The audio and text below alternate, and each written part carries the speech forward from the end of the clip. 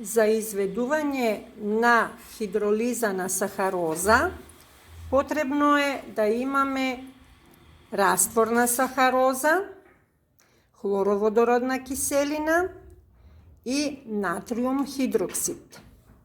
Исто така, потребно е потоа за потврдување на хидролизата да се изврши фелингова проба, а за фелингова проба ние нормално потребно да имаме фелинг 1 реагенс и фелинг 2.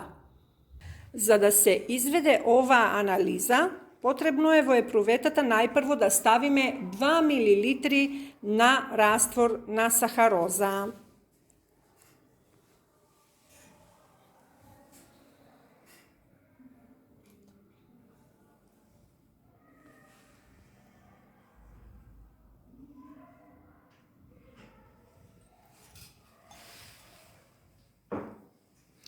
Во истата епрувета ставаме 0,5 мл хлороводородна киселина.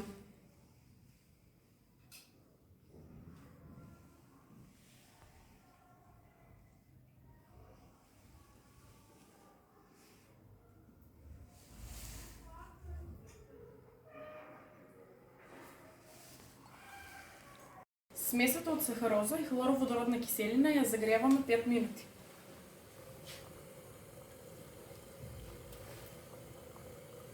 Откако ја загревавме смесата од сахароза и HCl за време од 5 минути, се доби обојување во епруветата, кое што може да се види овде на оваа видеоснимка. Сега на оваа смеса од HCl и сахароза се додава 0,5 мл натриум хидроксид за да се изврши неутрализација на HCl.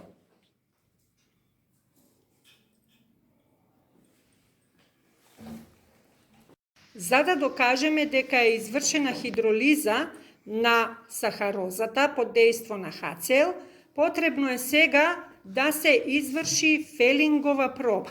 За таа цел, во една епрувета ставаме 1 мл од фелинг 1 реагенсот,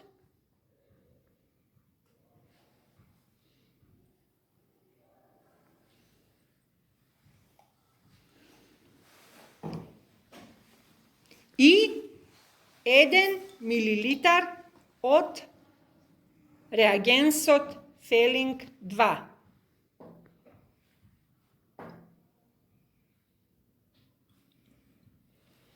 Сега оваа мешавина од F1 и F2 реагенси треба да се загрева и доколку немаме промена на бојата, тоа значи дека нема онечистување на овие два реагенси. По загревањето на смесата од фелинг 1 и фелинг 2 реагенс, гледаме дека нема никаква промена на бојата, што значи дека нема онечистување на овие два реагенси. Сега, во загреаната смеса од фелинг 1 и фелинг 2 реагенс, ја истураме содржината на хидролизирана сахароза.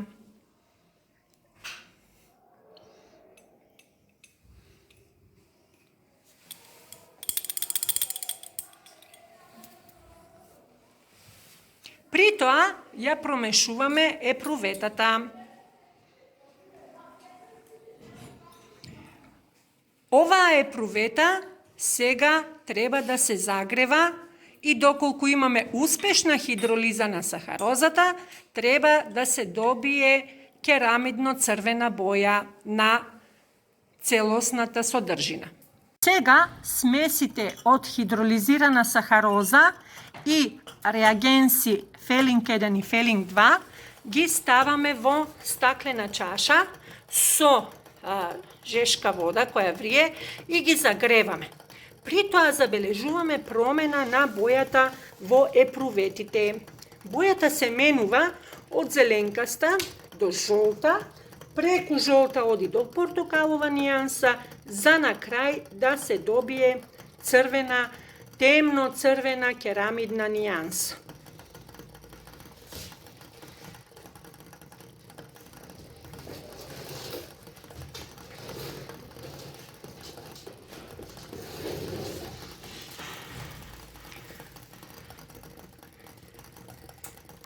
гледаме дека имаме веќе добиено портокалова нијанса.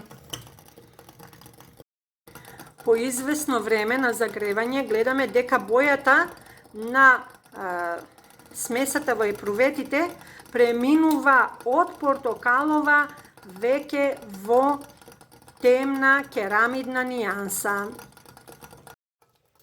Промената на бојата во епруветите во темно црвена, темно керамидна боја е доказ за хидролиза, односно разлагање на сахарозата на нејзините составни моносахаридни молекули глукоза и фруктоза, а како доказ за присуство на глукозата во оваа смеса е позитивната Фелингова реакција.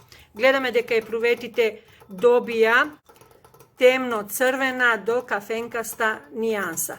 Тоа е знак за позитивна Фелингова реакција.